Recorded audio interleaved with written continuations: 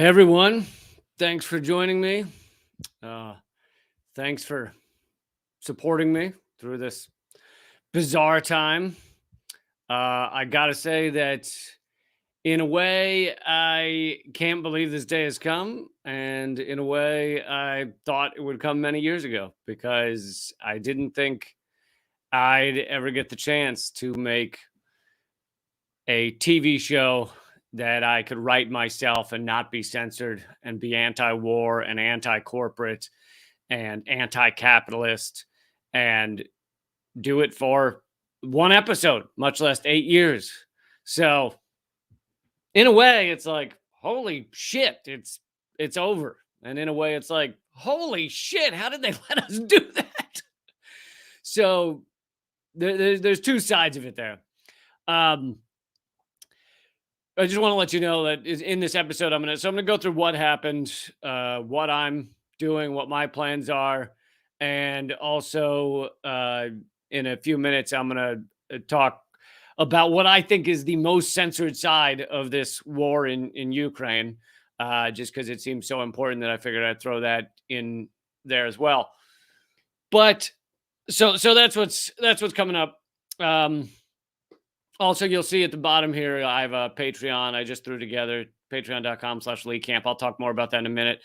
Um, but so in terms of what happened, uh, many people are theorizing. So for those of you who don't know, it wasn't just my show; it was all of RT America shut down essentially instantaneously.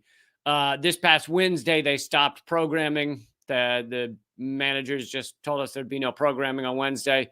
That includes everything. That includes the news. It includes Chris Hedges, Jesse Ventura, all of it. And then the following day, Thursday of this past week, they told everyone that it was all over and we were all let go. And this went for not just the faces of the shows I just listed, but of course all of the staff, all of the crew. We're talking well over 100 people in multiple bureaus, DC being the main one. And yeah, they don't give us any details. I don't know if there's legal reasons behind that or they just chose not to, but for whatever reason, there are no details that were given to us. Now, many are theorizing, and of course, the mainstream media is fucking thrilled, which is hilarious because if you're a fucking journalist, even of the shittiest outlet, you should care when other journalists. And I get my show's a comedy show, but this also all of the journalists at RT America were fired as well. If you're a journalist, you should defend other journalists. You should want to see that their job is protected, that their ability to work is protected. So right there, the fact that there is no support, like honestly, I dare someone to find an article from mainstream media. I think there might have been one in Politico that vaguely said RT America shouldn't be shut down. But our mainstream media is a pack of corporate shill sacks of shit. I don't know if they can be a pack and a sack at the same time, but they are. And they're not defending any of this. Of course, they're just dancing in the streets. Yay, we shut down the people. We shut down the one of the only outlets that showed how bad we are at our job. Now, the truth is, they're not bad at their job. They're good at propaganda, but potato, potato. They look bad at their jobs because they're not actually trying to do real reporting. They're trying to do essentially pro-corporate propaganda. Since corporations own the U.S. state, it's U.S. state propaganda as well. So yeah, there's no defense from the corporate mainstream media. But so all of this, all these people let go, released all in one day.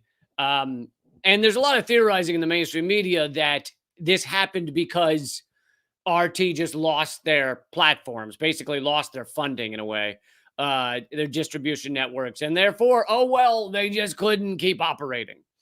I think that's utter horseshit. I'd be very surprised if that were ever proven true, because so yes, DirecTV and Roku both dropped RT America this past week before the shutdown, and those were two of their main outlets. But there were many places you could still get RT America. They had a very successful online platform called portable.tv. And there's plenty of places you could still have watched RT America. So I would be shocked if they were just like, oh, we're not on DirecTV anymore. Fuck it all. Everyone go home. It doesn't even make any sense. But the reason the mainstream media wants to push that narrative is because that basically says, well, it was the free market. The free market told them that we don't want RT America anymore. Which, again, horseshit. So if it wasn't that, then what was it? Well, was it staffing? Some staff had quit at RT America because I get why some staff, these are all Americans, by the way. I mean, there were some people from other countries, but at RT America. But for the most part, I'm talking about Americans working in the DC Bureau of RT America. Some quit, and I understand why, because many people are not. I understood why I was at RT America. I was at RT America to do a comedy show called Redacted Tonight, where I had complete free reign, said whatever I wanted, was never censored, and I'm anti-imperialist. Sorry, just am. I'm anti-war. Sorry, that's the reality.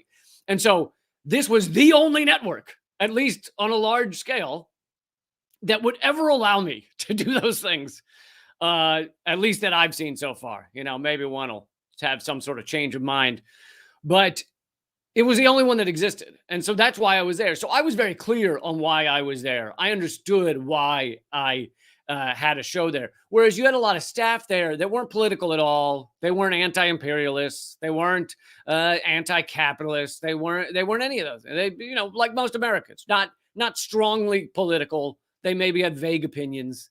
And so for them, in the midst of just a massive propaganda war by our mainstream media, they're getting nervous, and they're hearing from their families, oh my God, you're working for the dirty, dirty Russians, in the middle of this, all this Russophobia and everything. And so some of them quit. However, I was there. There were plenty of staff to keep some of the shows going. They could have, if it had just been a staffing issue, RT America would have probably shrunk the lineup, maybe just done RT News. I don't know. But they could have done that easily and had enough staff to keep going. But that's not what happened. This all stopped every show instantaneously. So without evidence, like I said, they didn't tell us anything. I'm not going off of some secret knowledge, just a theory. I think it's pretty clear that there's some sanction of RT America that has not been revealed that was so aggressive that made it impossible for them to operate. Or it was straight up, Justice Department saying, get the fuck out of the country, whatever, you're done. Either one of those, if that's the reality, which I think it is, either one of those is an egregious assault on media, on truth, on our ability to have talking points outside of a little tiny fucking corporate shill box of allowable thought. And it should infuriate everyone. It shouldn't be just like, oh, those who agreed with some. And by the way, anyone who's ever watched RT America, there's some really right-wing shows on there. There's some shows I didn't like because they are right-wing. The Dennis Miller, the far right-wing Fox News shill, he had a show there for the past couple of years. So I didn't like every show there, but I believed in their right to do their thing. And, I will defend it. I will defend Dennis Miller's right to interview the guy who used to play Steve Urkel or whatever the fuck. That was most of what his show was. But it's amazing that the U.S. empire is so nervous that they can no longer put forward their propaganda on such a large level that they can no longer have basically cultural hegemony, have hegemony over the messaging, over the thought, because obviously if that's the messaging, then that's the thoughts people are going to have. Basically have hegemony over the American thought. They're so nervous about that because American empire is fading. We're in late stage capitalism and it's getting ugly. They're so nervous about that. They have to purge anything that's not acceptable. Now, some of you may know it was not just Redacted Tonight that I lost this past week. So Redacted Tonight is gone forever because RT America is gone. The Redacted Tonight YouTube page is banned in Europe and the UK. I believe it's still that way. So if you're in Europe or the UK and you go to that page, you cannot watch any of our videos unless you get a VPN. Uh, and then my personal podcast, which aired some of the Redacted Tonight audio, but also had other stuff on it called Moment of Clarity, was deleted from Spotify. This all happened in the span of about 3 days. Um, as I said, I've just created patreon.com/Lee Camp to build back and create something new, but I'll get more into that in a second. But this cross-platform deleting of a message of an idea of ideas should be terrifying to everyone. It doesn't matter whether you think only Ukraine is right in the war, whether you think only Russia is right in the war, whether you think they're both wrong and the war is insane, as I happen to think. Whether, your stance doesn't matter. You should not want cross-platform purging of voices that are adversarial to the largest empire the world's ever seen. I mean, you look at militarily, it is the largest empire the world has ever seen. And the idea that a few shows that, I mean, what percentage of our mainstream media when RT America was operating was adversarial, seriously adversarial? I don't mean fucking Tucker Carlson or Sean Hannity saying Joe Biden sucks. I mean, seriously adversarial to the U.S. war state. What, 2%? If you count RT America, now we're down to probably 0. And apparently that was too much, because that makes people analyze what it is they're being told, even if they just get 2% there. And so it should be upsetting to whatever you believe. This should be fucking infuriating to see this cross-platform purging of voices. And, I've been saying this for a long time. There were some. So I think the first person we saw cross-platform purged was, in a large way, was Alex Jones a few years ago. And I fucking hate Alex Jones. I think he is a snake oil sleazeball of the biggest kind. However, and doesn't he literally sell snake oil? I think he literally sells snake oil. Anyway, despite the fact that I don't like him, I said what happened to him is dangerous. And what they did to him was they took him off basically all of his platforms at once, except for his website, his personal website. Now, that doesn't mean I support FM radio has to give him a platform. No, people do not have to have platforms. But when you see them knocked off multiple platforms simultaneously, it shows, and I know this is a creepy word, it shows a conspiracy, doesn't it? Because conspiracy just means to conspire. I know, sounds very creepy, doesn't it? It means people got together and they talked about things. And so when you see multiple platforms do this to someone or a voice or an idea, or someone putting forward ideas at the same time, that means there were people conspiring. These CEOs, the tops of these platforms, got together and said, we are getting rid of these things. And again, this was not just me. It was RT America. It was various voices on RT America. Various voices on Sputnik, the Russian-owned radio. But, and some of these shows are great. I mean, I highly recommend you check out By Any Means Necessary. It's a podcast and a radio show, and they were purged from their outlets. I think you can keep getting them at radindymedia.com, assuming they still have something online. So this should be fucking infuriating to everyone, instead of just a few people getting mad and everyone else going, yay, we got rid of the bad guys. It is it's intellectually dishonest, if not intellectually pathetic. It lacks all context to celebrate restraint of thought. And I don't know. I'm starting to repeat myself. So I should keep this video moving. Thank you, by the way, for those of you donating in the super chat. I would prefer if you have the ability to, you go and you want to support my work, you go to patreon.com/Lee Camp. I'll talk more about that in a second, but I want to get to what I believe is probably the most censored, the most redacted side of what's going on in Ukraine. And before I do that real quick, it is kind of appropriate that Redacted Tonight, after 8 years, of episodes almost every single week. I can't remember what number we were on, 360 or 370 or whatever it was. 300 and some episodes. It's appropriate that Redacted Tonight got redacted at the end of the day. They literally redacted Tonight.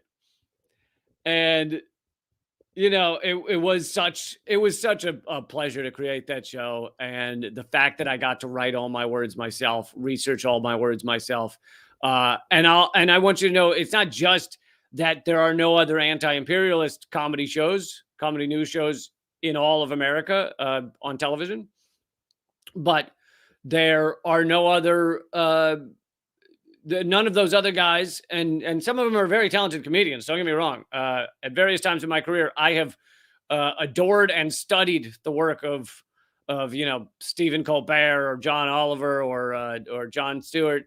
The only one of those people that I actually knew back when in New York was John Oliver, but none of them are writing all their own stuff. I'm not saying they don't write a chunk of it. I'm not saying they don't make it their own. And if I had, if they'd given me a budget, if RT gave me a budget for a team of writers, then who knows? Maybe I would have accepted it and found awesome people to help write. But I am the only one that was writing all that. I know for a fact that John Oliver, who has one show a week, same number as me, has 12 writers on his staff, and Daily Show has 5 times more than that, I think. Not 5 times, but has a lot more than that. So anyway, it was a thrill. It was a career, a highlight, to say the least, to be able to create that show for 8 years. The number of talented people I was able to have on that show were just incredible. John F. O'Donnell, Naomi Caravani, Anders Lee, Jafar Khan, Carlos Delgado, Sam Sachs, Abby Feldman. I hope that's all of the correspondence, unless I'm forgetting someone. Then we had just incredibly talented, editors on some of the videos and stuff. And I thank them for all their work. Yoki Danoff, Reese Baker. And it really was amazing. Like I said, I can't, every week I couldn't believe I was allowed to say this stuff on television. Not allowed to. I got that I was allowed to. I couldn't believe that we hadn't been shut down, because I know how sensitive the U.S. empire, the U.S. war machine is. And they kind of did everything leading up to this over the years. They'd done everything they could. Oh my God, I forgot Natalie McGill. Someone wrote that. Thank you. I totally thought I'd already said her. Over the years, they would slowly do things to try and hurt RT America, put all kinds of labels on it, various other things. And it still wasn't enough. Like and they suppressed our videos. I mean, honestly, we at our peak in 2016, before they really started the heavy YouTube suppression, and this was just our YouTube page. We were airing on television as well, but in just for each episode, we'd get 200,000 YouTube views, and then the past year or whatever, it's down to some tiny fraction of that, because they had shadow banned it into oblivion. So it was amazing, and I hope to continue something similar. But I don't think it will ever, it will not be able to look or feel exactly like Redacted Tonight. But let me get to that other story, and then I'll talk a little more about the Patreon I've created. But so, in terms of the most censored side of this issue, which so few people are talking about, is that you see this massive push, whether you want to call it propaganda, you want to call it just totally legitimate, massive push by all of our mainstream media, all of our outlets, saying, oh my God, the Ukrainian civilians, we got to care for them, we got to feel for them. And look, I'm opposed to all war, so I'm opposed to the death and harm of all civilians. I'm opposed to every goddamn bomb that drops. So I'm not saying don't feel for hurting people, and then of course there's the hypocrisy of we don't seem to give a shit for all the people dying in Yemen. But anyway, that aside, for all of this mainstream push of like care about these people, oh my God, you got to care about these people, and you have all of America, honestly, like in a kind of ignorant frothing at the mouth. We've got to help these people. Now, I like that idea of helping people, but here's the irony and the censored side of it. The United States does not want this conflict in Ukraine to end. And you know, I won't speak for all of, I won't say that all of NATO doesn't want it to end, but probably a fair chunk of NATO as well. But the U.S. specifically, which is the biggest push behind this, the U.S. was the biggest push behind expanding NATO into Russia's borders. The U.S. was the biggest push behind pressuring Ukraine to keep arming itself to the teeth and supporting neo-Nazis. So the U.S. is really calling the shots here, even if they're not the boots on the ground, so to speak. But the U.S. government, and therefore the U.S. media, that, you know, all these stations that are essentially just mouthpieces for the U.S. state, they don't want this to end. And they don't want it to end for multiple reasons. A, it is useful to the U.S. permanent war state to have Russia bogged down in a fight with fucking fellow Russians. I mean, a lot of Ukrainians consider themselves Russian. So this is kind of like, you know, Russians versus, these are like family members versus each other in some cases. But they don't want this to end because it bogs Russia down. It hurts their economy. It's if you ban all opposing viewpoints, it's a propaganda win for the U.S. Empire, and it also hurts Russia's economy because they're able to sanction them endlessly. They're cut off all their oil deals, etc. Now, Russia obviously felt that it was worth this risk. They felt that their national security was being tested, and so they decided to get involved in this. But the U.S. is fine with this dragging out for as long as possible, which means, by association, by you use that logic piece of your brain, that means the U.S. government right now is rooting for more death and destruction. Because if you want this to keep going on, then you want people to die, because there's no war, there's no active war where people don't die. There's no active war where civilians don't die either. So the U.S. government right now wants more people in Ukraine to die because they want this to keep going. They are happy with where this is headed in terms of the propaganda. They're happy with where this is headed in terms of the sanctions. They're happy with where this is headed, as Hillary Clinton or Condoleezza Rice said. This has united NATO in a way that I never thought it could. So they like that. They're enjoying this. The U.S. government is viewing this as a win for them right now. Now, long term, I don't know, but right now. So the U.S. government does not want this to end. Therefore, the U.S. government wants more people to die in Ukraine. If they wanted this to end, there would be high-level diplomatic talks right now. You would have the top of the Russian government speaking with the top of the U.S. government. You'd have the top of the Russian government speaking with the top of the British government. You would have endless high-level diplomatic talks if both sides wanted this to end. But you're not seeing that. You're seeing some peace talks with Zelensky and Russia, but it seems to me the U.S. very much wants to continue this, and the propaganda they're putting forward backs that up. And so I think that is the biggest fucking censored side of this. Like, if you actually care for the Ukrainian people, if you actually care for innocent civilians, if you actually care for all the people fleeing that country, if you actually care for all those things, then you should want this to be over. And you should not want all of the endless U.S. propaganda that actually does not want this to be over. So I think that is the most censored, most redacted side of this. Everyone who's arguing about, you know, what Ukraine did, how powerful the Nazis are within the Ukraine, how what Putin's doing, you know, oh my God, he's and now Shannon is spamming everybody with, you want World War III? No, I just said I want this all to be over. Anyway, Um, it's just kind of amazing to see everyone falling for this. But anyway, I wanted to go through that rather quickly. So here's so if you want to see my work continue, if you want to support my work, please go to patreon.com/leecamp. I just created it. The lowest level is $5 a month. I always say, through all this time, I've rarely asked for you to support much of my work since Redacted started. Um, on my podcast, I'd occasionally mention a LiberaPay link, but we didn't really highlight it that often. Uh, but unfortunately, making any kind of show that isn't just turning on a webcam does cost money. And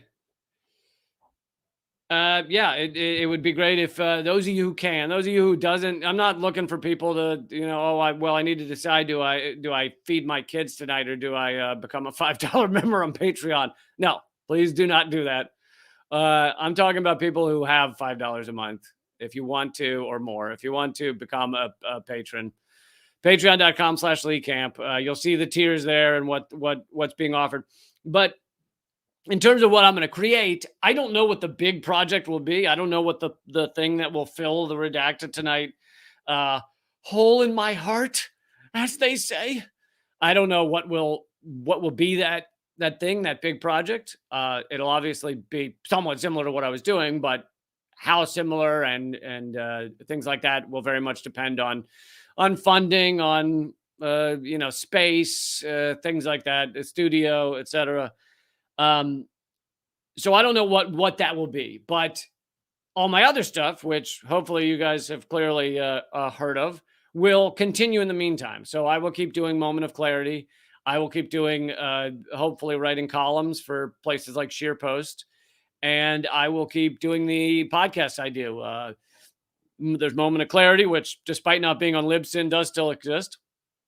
There's Government Secrets with Graham Elwood, and there's Common Censored with Eleanor Goldfield, and I will keep doing all of those. So even in the meantime, as I try and figure out what that next big project will be and how it will look, all of those things will continue. So it's not like you're not going to hear from me. It's not like I'm going to disappear for 6 months.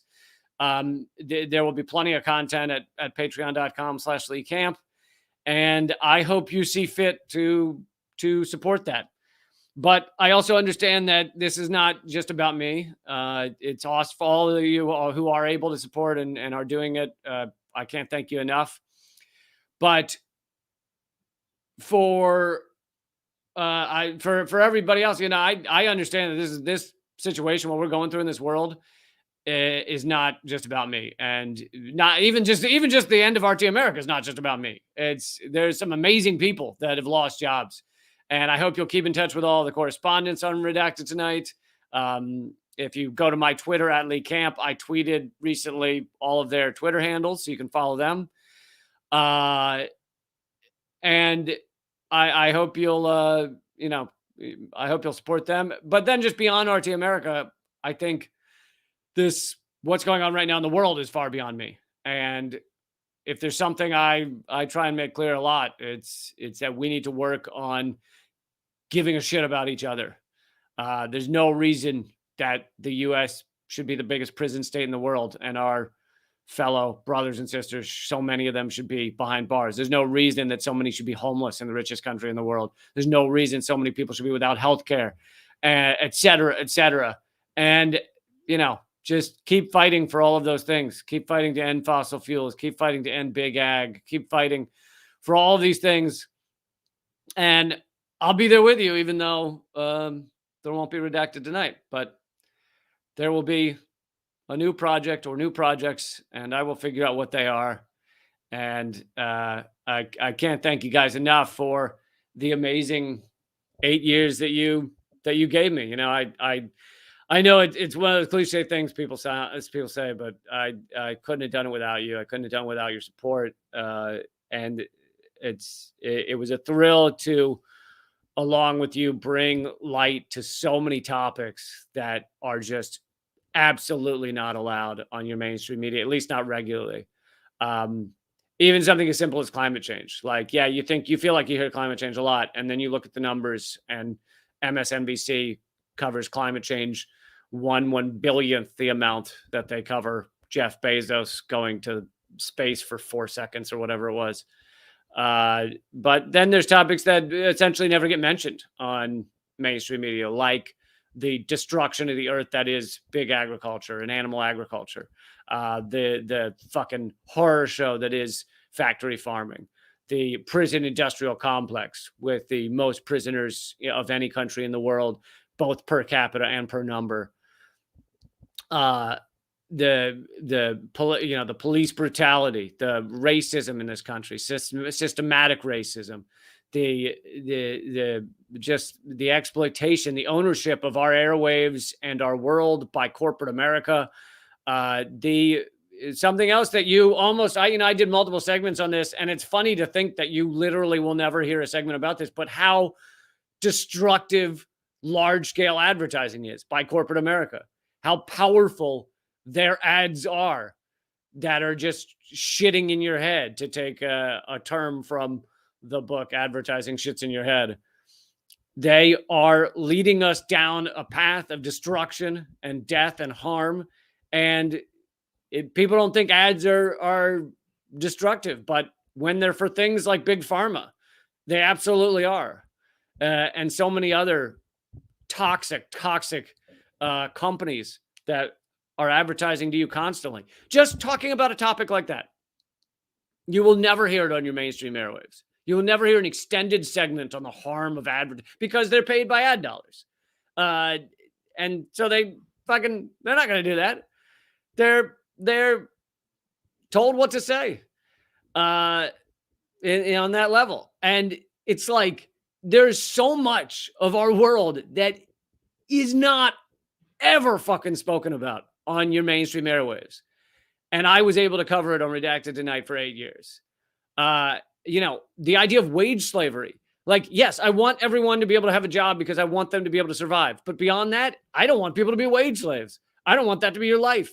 I want you to live and exist as a human being, to help and follow your passion and help the world and change people and in a positive way and grow this world and grow this society. I don't want each of us to have to spend it working as a barista at a job we hate just so we can survive and get health care and feed a kid. It's fucked, but you'll never hear that. You will hear people say we deserve good jobs. You'll hear, Bernie Sanders and others say everybody should have good jobs. But let's dig a little deeper. Why the fuck is it a wage slavery system? Basically, you're born free, and then you have to rent back the rest of your life. You work all week to rent a weekend of freedom. That's how this system's set up. And sentences like that, please point to me, the mainstream media outlet, where you'll hear sentences like that. Fucking doesn't exist. Does not exist. And so it was such an honor to bring you guys that for 8 years on Redacted Tonight. Honestly. So it is, I could go through these topics all day that never get covered. Of course, the things that are threatening to capitalism, like mutual aid, like organizations that feed the homeless, like Food Not Bombs, efforts to give all people housing, efforts to use all of the empty houses and living spaces around this country and give them to those who don't have any. Discussions like that, never on the mainstream media. You'll hear discussions where someone might say, yeah, homelessness sucks, but you'll never hear, hey, we have 17 million empty living spaces in this fucking country and less than 1 million homeless, but we've got 15 million behind on their rent. So 15 million close to homeless. That discussion can't be had, because those things are anathema to capitalism. They are basically like a thought parasite that infects capitalism and could destroy it. So those discussions can't be had.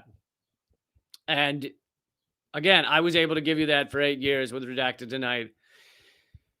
And, maybe I've said it too much. It was an honor. It was an honor. It's too bad that there will be no closure. There'll be no closing episode of Redacted Tonight. No episode where I get to sign off and say, that's it for now. But I will be back with something cool, I hope. And I will keep fighting. And I hope you do too.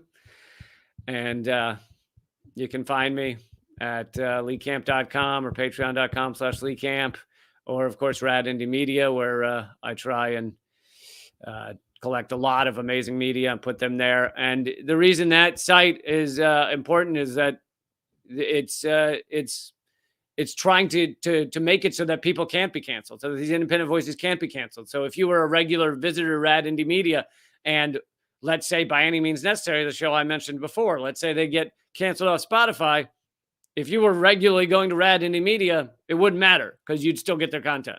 So that was kind of my goal in creating Rad Indie Media with Eleanor Goldfield. And, we'll keep trying to do that with that website.